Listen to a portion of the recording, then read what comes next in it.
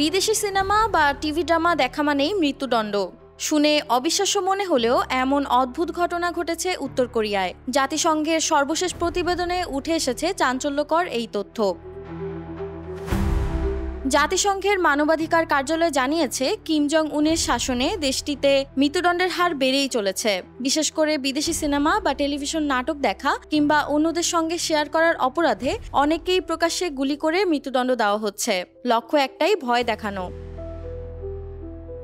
জাতিসংঘের মানবাধিকার বিষয়ক হাই কমিশনার ভলকার তুর্ক সতর্ক করে বলেছেন, এভাবে চলতে থাকলে জনগণ আরও ভোগান্তি, দমন-পীড়ন ও দীর্ঘদিনের ভয়ের শিকার হবে।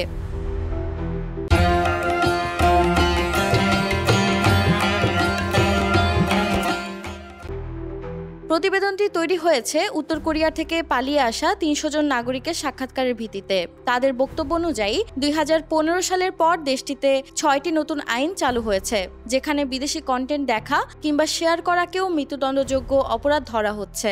অনেকেই জানিয়েছেন ২০২০ সালের পর থেকে শাস্তির হার আরও বেড়েছে।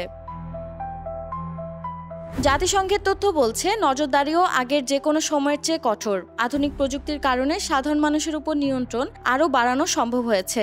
পালিয়ে আসা এক তরুণী বলেন, কিম জং উনের শুরুতে কিছুটা আশা ছিল, কিন্তু তা বেশি দিন টেকেনি। এখন বেঁচে থাকাই এক যন্ত্রণা। খাদ্য সংকট, জোরপূর্বক শ্রম, অনাহার সব মিলিয়ে উত্তর কোরিয়ার জীবন হয়ে উঠেছে আরও ভয়ঙ্কর। এমনকি শিশু ও অনাথদেরও ঝুঁকিপূর্ণ শ্রমে ঠেলে দেওয়া হচ্ছে। জাতিসংঘ বলছে, দেশটিতে এখনও অন্তত 4টি রাজনৈতিক কারাগার সক্রিয়, যেখানে চলছে নির্যাতন, অতিরিক্ত শ্রম আর অপুষ্টিতে মৃত্যুর হার।